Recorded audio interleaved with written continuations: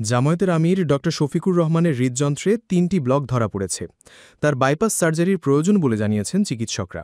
এ বিষয়ে আগামীকাল বৃহস্পতিবার সিদ্ধান্ত নেওয়া হবে।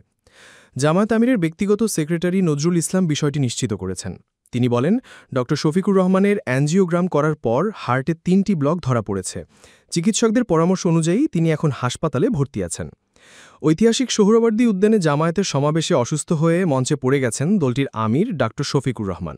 শেষ পর্যন্ত তিনি মঞ্চে বসে বক্তৃতা শেষ করেন। এর আগে গত ১৯ জুলাই বিকেলে ঐতিহাসিক সোহরাওয়ার্দী উদ্যানে দলটির সমাবেশে বক্তৃতা দেওয়ার সময় অসুস্থ হয়ে মঞ্চে পড়ে যান ডা শফিকুর রহমান। তখন মঞ্চে উপস্থিত অন্যান্য নেতারা দৌড়ে আসেন এবং তাকে ঘিরে ধরেন। এরপর বক্তৃতা দিতে আবারও ডায়াসে দাঁড়ান তিনি, তখন ফের পড়ে যান তিনি। তারপর বসেই বক্তৃতা দেন তিনি।